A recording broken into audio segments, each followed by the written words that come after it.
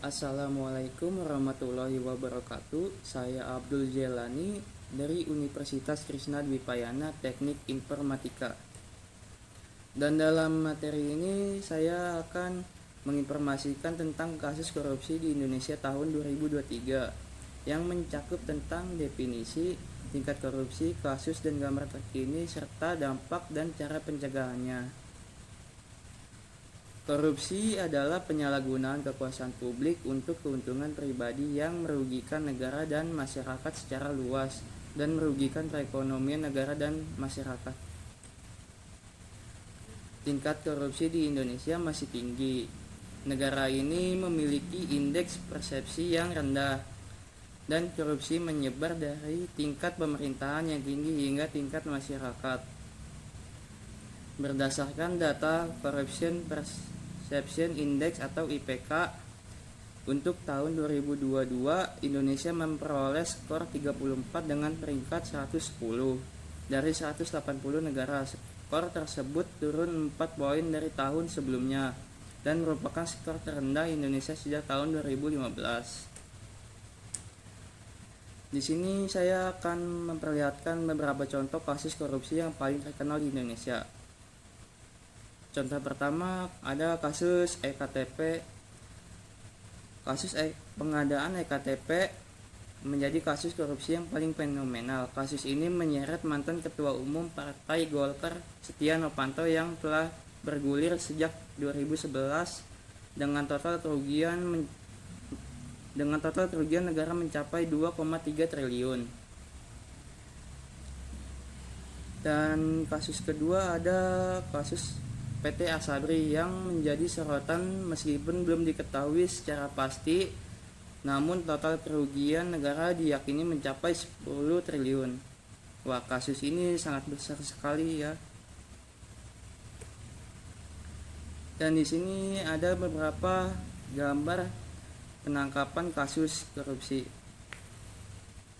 Gambar pertama saya akan memperlihatkan pemeriksaan Rafael Alun Trisambodo oleh KPK yang terlibat kasus korupsi APD COVID-19. Dan gambar kedua ada penangkapan kasus korupsi EKTP yang dilakukan Setia Novanto. Dampak korupsi pada perekonomian. Korupsi menyebabkan kerugian ekonomi yang serius.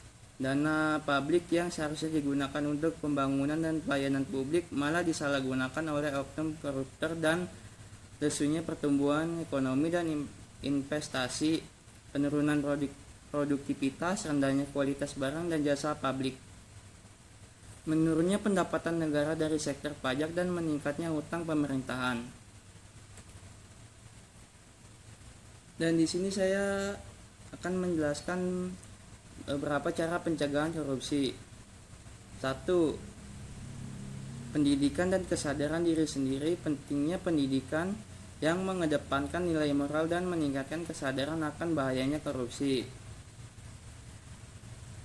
2. Perkuat institusi. Membangun lembaga yang kuat, independen dan transparan. Contohnya memperkuat Mahkamah Agung dan jajaran peradilan di bawahnya.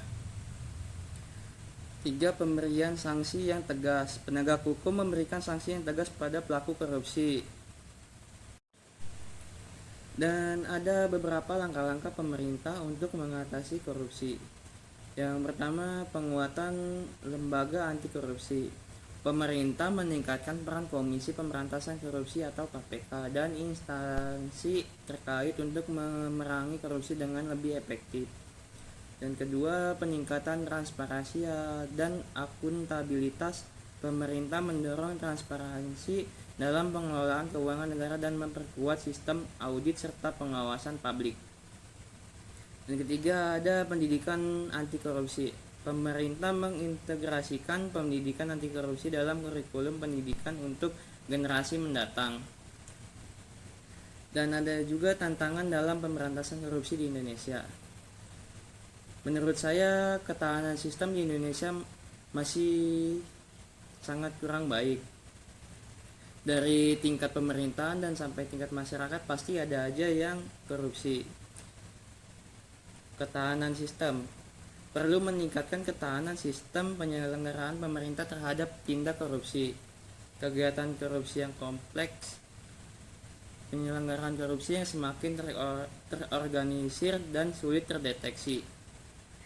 Korupsi di tingkat rendah, contohnya korupsi skala kecil oleh pejabat publik yang berinteraksi dengan masyarakat seperti lurah yang mengkorupsi uang bansos untuk masyarakat.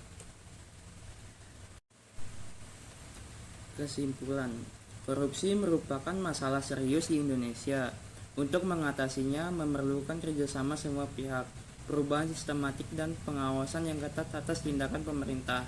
Nah, korupsi ini kan sangat merugikan bagi negara dan masyarakat sekitar. Sekian dari saya, kurang lebihnya mohon maaf. Wassalamualaikum warahmatullahi wabarakatuh.